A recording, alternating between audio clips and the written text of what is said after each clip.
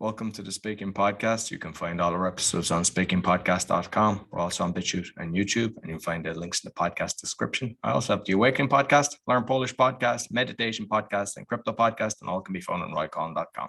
Today, my guest, fellow podcaster and coach, please welcome Fiona Cutts. Thank you. So you might let the audience know, who's Fiona? I'm going to start with this. So I'm the creator of Shining Beyond Shy, and I was so shy in my childhood and early adult life that there's no way I'd have been sitting here on someone else's podcast or even creating my own podcast. And I love empowering other people to be able to speak up, share what they know. It's like I just love seeing other people come out of their shells, I guess, in the way that I have done too. Excellent. And shyness is something that I am very familiar with because I was I'll tell you how shy I was now. When I was growing up, I wouldn't go into the shop. I used to give my friend the money for the shop. When I was 18, when we started drinking, I was a good boy. I didn't drink before that. I wouldn't go up to the bar. I used to get my friend the money to go up to the bar. And even in work, when I was working, I was doing very well in work, very competent. But when it came to meetings, like I would have been on big jobs and you'd have the architect, the client and everything. And my voice used to go, I used to tremble. And it's only, I suppose, 5 years that I started my journey to change that. So I know exactly how it feels. Wow, isn't that interesting that you and I both have that it was something that was so difficult for us. And now that we've changed it, we're like, okay, let's get this out into the world. And sometimes I think it is like that what's been, if you like, your wrongness becomes your strength and the thing that you love to share. Yeah, and I think the fact that you experienced it, you can then relate. Whereas there's people that haven't kind of gone through the journey, but kind of see a niche in it and then are trying to help people. And I don't think it's the same. I think, and that's the same in a lot of industries. It's like the people that help you best are those that have overcome it. Yeah, it's true. I still know the agony, like you say, voice trembling. And it's like, do I really have to do this presentation? And I was very good at getting out of doing presentations, but the time always came when I had to do one and it was horrible. So how shy were you? What were the experiences that you went through? Yes, can I be more shy than you are? Let's see. So I was... I guess that I was very retiring as a child. I used to take myself off to the woods and, talk to myself with imaginary friends, to be honest. It was more fun than interacting with real people. And I did find the world, if you like, quite challenging, almost like I didn't understand what was expected of me. And I found that the best thing was to kind of check out and not really say too much. So yeah, I remember at school that my teachers were always like, well, Fiona, you're so bright. Why didn't you share what you know? And I was like, and it felt somehow like I couldn't, that I wasn't able to. And yeah, I guess my life continued like that people looking at me outwardly would be like, oh, she's pretty successful. So I used to be an accountant and I had quite a successful, a very unusual accountant career, but quite a successful one, until in every job it came to the point where I needed to step up and be able to explain what I was doing to an audience or talk to customers and things like that. And I just found it impossible. So basically you have, before we started, I think it's your 49th episode of the podcast. You're about a year into it. So you're kind of covering all topics relating to shyness, or what exactly is the... Yeah. So I guess it starts off with looking at shyness and the voice and expression. And what I found is that actually shyness can relate to all aspects of our lives. So for me, I wasn't only shy to speak, I was very shy about moving my body and dancing and stuff like that. And even you asked me how shy I was, I found it hard to be in a room full of people. And that was even before I opened my mouth, because I didn't like people even looking at me and seeing me. But beyond that, I think if you're shy, affects also the very way that you create your life. And when I use that phrase, create your life, that's not something that I grew up with. I didn't know about creating your life. I was basically given the option of being an accountant or a lawyer and kind of got on with it. But now when I look at actually making choices that create the future, I see that as a shy person, I was very limited in what I was able to choose. I wouldn't be willing to choose things that made me different, wouldn't be willing to choose things where I could shine, actually. And this is partly where the title comes from, Shining Beyond Shy. And I see you have guests on it, but you do a lot of solo episodes as well on the show. And like, I found that difficult because it's like you're basically talking and there's no one around. It's so much easier to have a conversation with somebody, or I do a co-host with stuff. That's easy. But I found when you're doing a solo show, you obviously find it, because I've listened to the episodes, like, in, you know, you're obviously confident in doing it. And did you find it hard at the start? Did it seem strange? Yes, I did find it hard at the start. And I suppose it's something that I've grown used to, because I think, like you, I would, when I started my journey of sort of coming out of my shell and speaking, it was much easier if someone said, hey, Fiona, what do you think about this? And I could be like, oh, I think this, rather than just speaking. And through the work I do, the facilitation work I do, I found that even before I was doing the podcast, when I was, say, presenting something to a group, I kind of challenged myself to be able to talk about the topic before questions started to come in. And in fact, I found that I needed to talk about the topic, because if I didn't, the questions would kind of come in too early. It's like there were things that I needed to be able to say to set the scene. So I guess before I'd started doing the podcast, I had built the muscle about being able to talk about things that are related to shyness and things that are related to self-development. And you do workshops. I presume they're related to shyness and stuff like that. So you might talk, because I mean, most of my guests, they've all do workshops. Everyone has their own different way of doing it. So how do you structure yourself, and how long are your workshops? Yes, so I do a variety of different things. So I'm trained in something called Access Consciousness. I'm an Access Consciousness certified facilitator, a bit of a mouthful. And basically, Access Consciousness is about empowering you to change any part of your life that isn't working for you. So I've specialized in changing shyness. And so the things that I offer are everything from the free podcast to, I'm just developing a 10-week program with, with group meetings where we meet to discuss and unlock different things that keep us locked up as shy people. So that can be anything from stuff. I mean, I had a time when it was hard for me to leave my home, and I have clients like that whose shyness is so severe that they literally can't get out of the door. And so we start with that in the program, and then we move through right to creating your life. But what I've also found with people who are shy, it's a bit crazy, because it's like, here's my group program, come and join my group program, but you're shy. Oh, so you might not be able to come on the group program.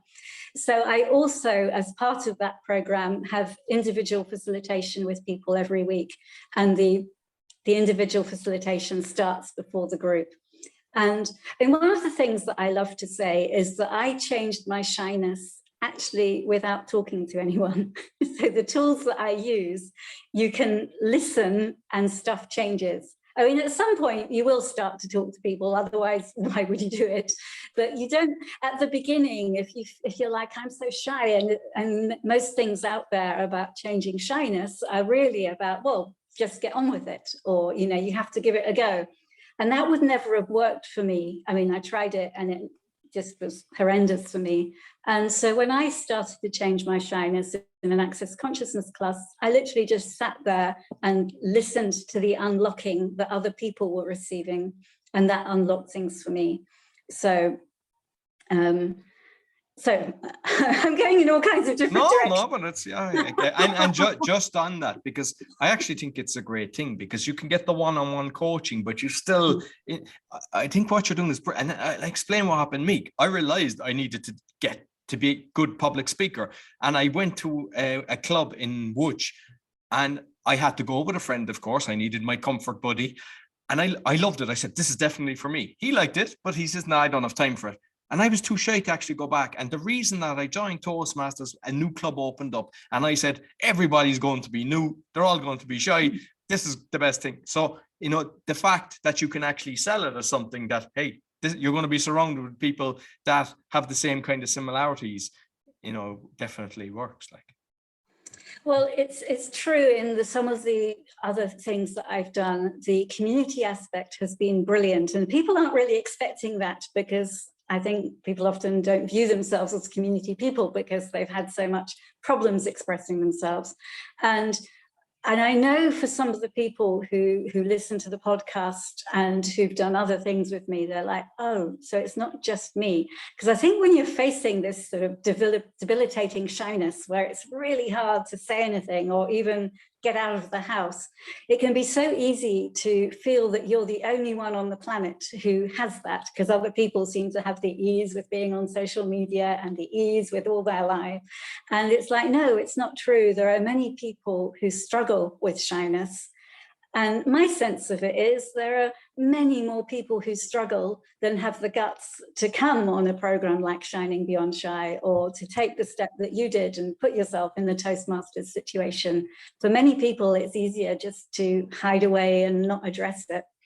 no, absolutely. And you mentioned, you know, you've clients that don't even leave the house. I remember my great grandmother, she lived till she was 86. From when she was 40, she apparently left the house twice. She was extremely shy. And I know it went through the kind of family. And I was trying to break this. I know that my mom was shy as well, but overcame it. I was shy. But what I've done is with my kids, like my youngest now, he's 8. My eldest, she's 21. She's a teacher. But what I did with both of them is basically, I was kind of, if I'd gone into the shop and they wanted something, you go up and get it. You know, you don't kind of take over and do everything. And like with my son, I'm teaching him magic because, you know, he's kind of performing without even realize it. And he's in a kind of creative school where it kind of copies the Finnish system, where they're doing loads of stuff. You know, they're even singing and but you don't realize the skill set that you get when you don't have the fear of public speaking. Yes. Yeah, I love that. I mean, imagine being taught magic by your dad. That would have suited me. I didn't have anything like that. And I actually had to learn it myself because, and I even done 2 or 3 speeches in the club with the magic, and one of them, everything worked out and they were all in awe. Another one, every single trick except for the last one. And I was so embarrassed. And the last one worked and they were all saying, that was brilliant. And I was like to myself, this was terrible. So, you know, I think we even beat ourselves up, and it's the same on stage. You know, sometimes we're going, oh, I forgot to say this. I forgot to, we have a little thought going on in our heads. Nobody else knows what we were going to say. So stop beating ourselves up. Yes. And I mean, this is one of the things that I talk a lot about with my clients, because we have the thing we call shyness. And far more detrimental is the things that we do to ourselves because we have the shyness. And I remember when I first started to change it, and I was like, oh, wow, I never thought that I could change it. I never thought I could change it so quickly. So when it started to unravel, I was immediately, oh, I need to be a facilitator of this. And when I became a facilitator, basically the shyness hadn't completely unraveled. And so I found myself in these excruciating situations where I'd be very publicly and very obviously shy. And I was like, oh, I can't be shy. I can't be seen to be shy. And my own mentor very cleverly got me to see that I was totally in judgment of shyness, and got me to release the judgment. And this is what I see with people. It's only when we're like, okay, I'm teaching about shyness and sometimes I'm still shy. Okay, that's me. And, you know, sometimes I still am shy. But for me now, the judgment of that has gone. And that's how I've been able to move so much more forward with it, because the judgment is so detrimental to us. And I think sometimes we have to take into account our moods. Like I can sometimes go in, I can be the life of the party. And sometimes I just want to kind of go into the corner and be myself and just keep, you know, I don't want to be surrounded by noise and people, and that's okay as well. And stop beating ourselves up. Yes. Yeah, it's really interesting you say that, because I think some people assume that I was introvert and now I'm extrovert. I'm like, no, I can be everything. An amnivert is what we are. Exactly. I'm Fiona, I'm an omnivert, exactly. I love it. And I see you're a coach as well. And I want to kind of go down that because I'm actually looking at kind of doing basically podcasting coaching, because the fact that I have so many podcasts and, you know, I kind of done so many episodes, over 500 at this stage. And, you know, I've done courses and read 10 books and kind of see the flaws that's going on. So I was looking at that, and then I said, okay, marketing, I love the marketing.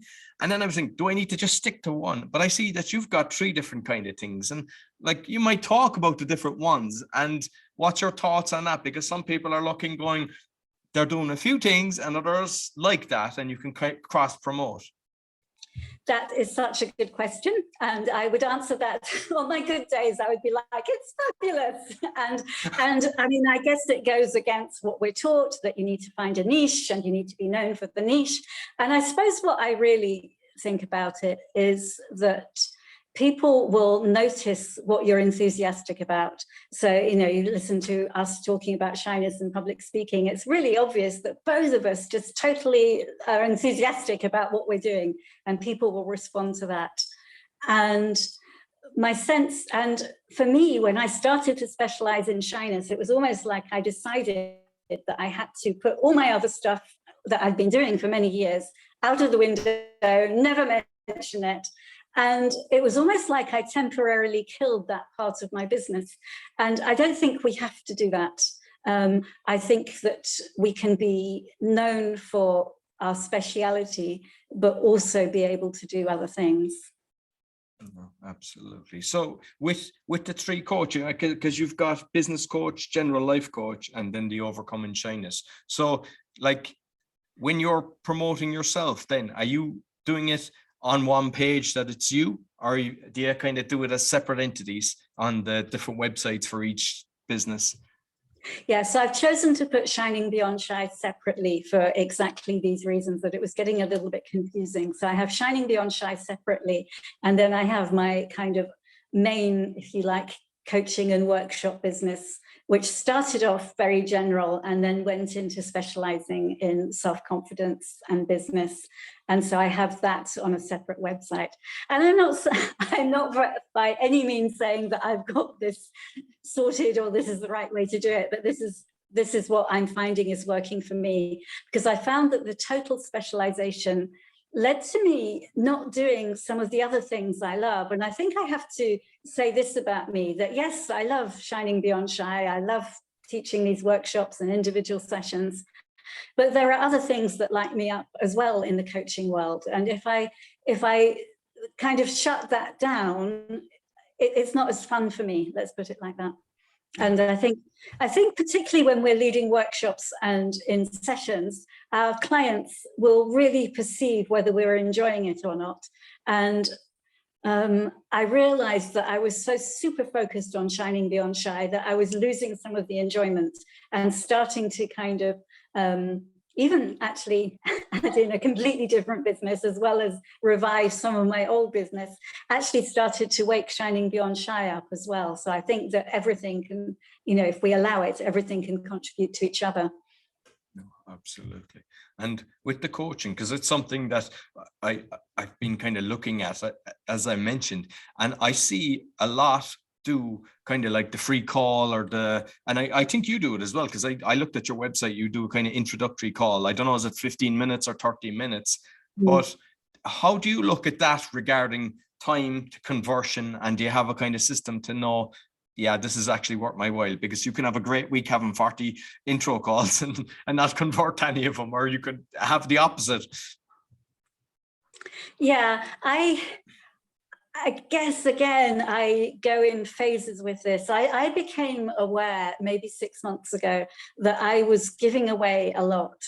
And I had loads of stuff from the past that people could download from my website that was all free. And I realized, and I had a lot of people on my mailing list who basically had done free stuff with me and would sign up for the free stuff and download the free stuff. And I had to really look at that.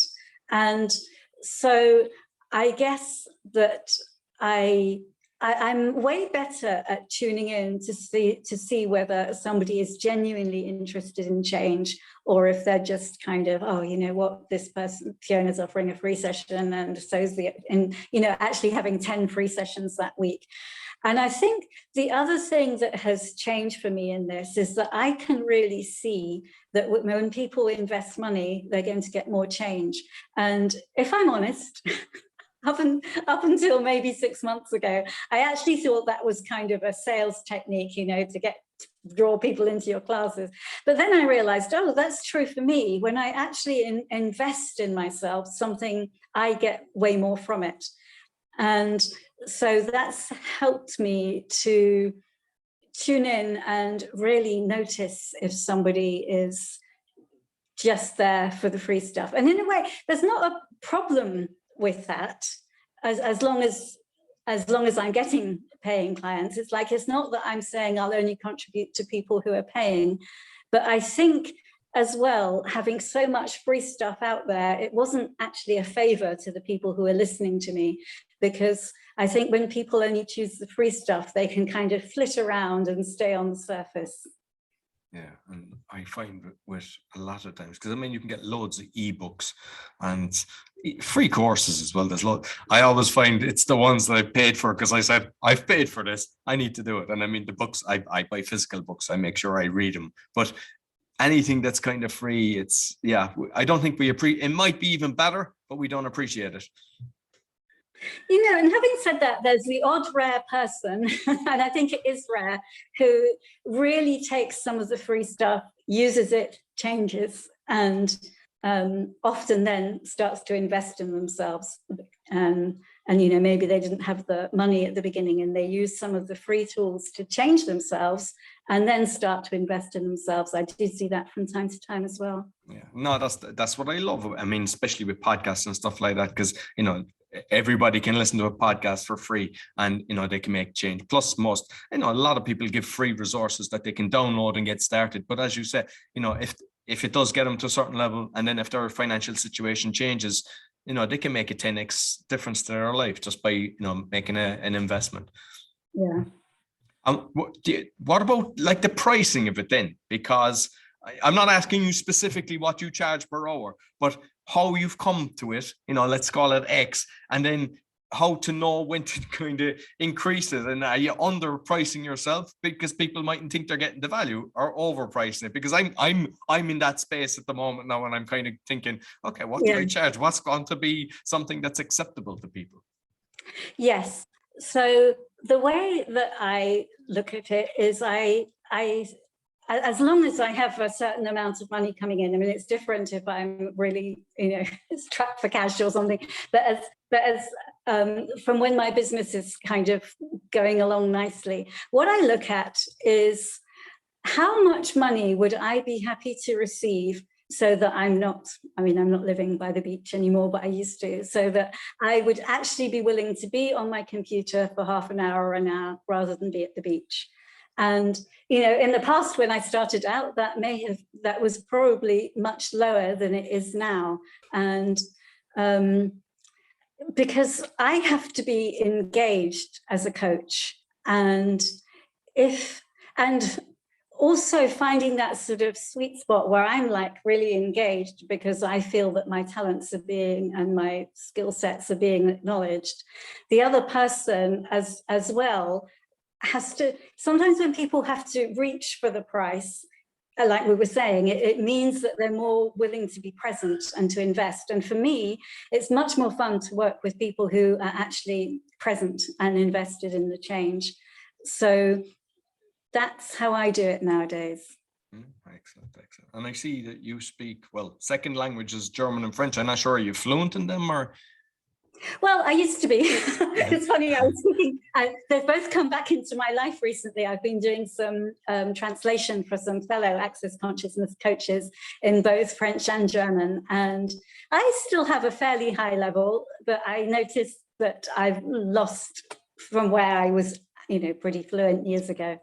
So you've never actually done a workshop or anything in different languages? You just stuck to the English? It's funny you ask, because I'm talking about doing that in French. I realized that I just have to take the plunge. It's like there's not going to be a day when I wake up and my French is going to be good enough. It's like I think I just need to do it.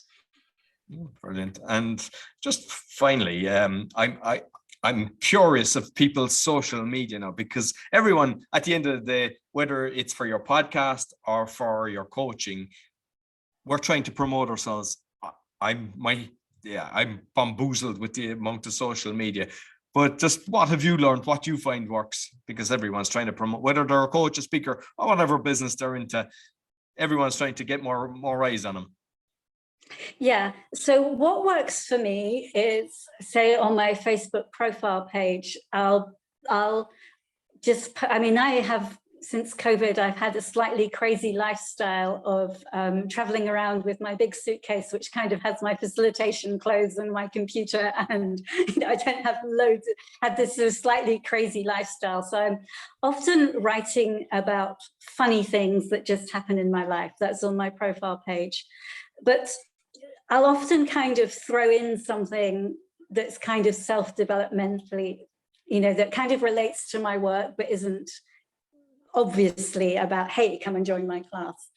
And then I have other places where I post videos, and I do things like post little memes from my class. So sometimes somebody who's in the class will write down something brilliant that I've said, and we create an image out of that and put that on the story. And so I like the sort of indirect ways of doing it. And I'm also experimenting with short videos, so reels on Instagram and maybe even TikTok. And it's just, for me, it's just fun, sort of taking something around shyness and kind of acting it out a bit. And then, and literally just 30-second videos. And they're fun for me to create, and they create a bit of a question in people's worlds. So that's what I'm playing with at the moment. And like the TikTok, the only reason I set up TikTok is I wanted to do the magic with my son, but the algorithms doesn't want children in it. So I do something silly like boomerang with a bow and arrow or something like that. They get like 1,000 views, whereas there'd be like 3 or 4 for him. So I realized, so I didn't really push it, but I've been helping somebody recently on it with a language school, and I told them what to do, and it's working. So if you do a certain thing like what you're doing, just specialize in, say, the shyness and everything, and do stuff relating to that, put in all the hashtags for that, get the hashtags work on it, and have your bio where you can have your website. I'm convinced TikTok is brilliant, but what I would suggest is it's a time suck. You can actually get into it and start scrolling, and then you look and you go, where did the last 2 hours go? So I'm conscious of it, and I specifically now go only a certain time, and I do it for this, just to gather information, because I actually extract some brilliant stuff from it as well. There's some excellent content on it. But yeah, I would encourage people as well to check out the TikTok. It's one of the better ones. Yes, yeah. Now I've heard stories of people just, well, getting amazing numbers of people they don't know seeing what they're doing on TikTok. It's like, it seems to be, as far as I understand it, the algorithm is different from some of the other social media sites, and it's much easier to get people who you don't know seeing what you're doing. And it kind of rewards you as well, like if you're putting up regular content, which I have done with some of my podcasts as well. If you're, if you put out your episode every Monday, brilliant. But if you kind of haphazardly, your numbers won't reflect it. And we know what to do. We just have to be consistent with it.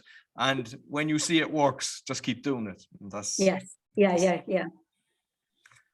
Okay, so listen, Fiona, it's been thoroughly enjoyable talking to a fellow shy person who has overcome the fear, and we've done it. So basically, if we can do it, the listeners can do it as well.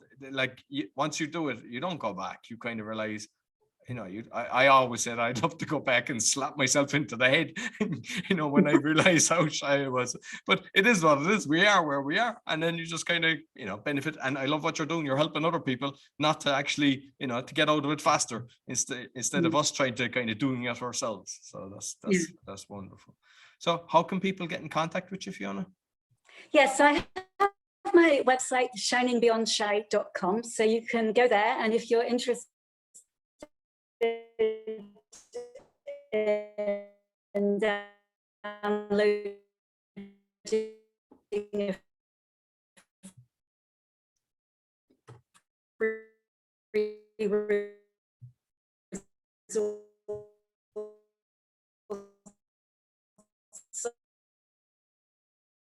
around overcoming shyness, then you'll find that there. And because it started faltering, so you might actually just repeat where people can get in contact with you, because I don't know, did it come out on the audio? It might come out kind of bluttered, so you might, and I can highlight it. Yeah, so people can find me on my Shyness website, which is shiningbeyondshy.com. And if you are shy, you can download my free resource, 5 Steps to Overcoming Shyness, wherever you are. And you're also welcome to message me, and my email address is fiona@fionacuts.com. Excellent. And make sure I put the links as well as the podcast and everything in the podcast description, both on the audio and the video. So thank you very much, Fiona. Thank you. So that's all for the Speaking Podcast. You'll find all our episodes on speakingpodcast.com on audio and video, as mentioned, and you'll find the links in the podcast description. Be sure to give us a thumbs up, 5-star rating. It all helps. Until next week, take care.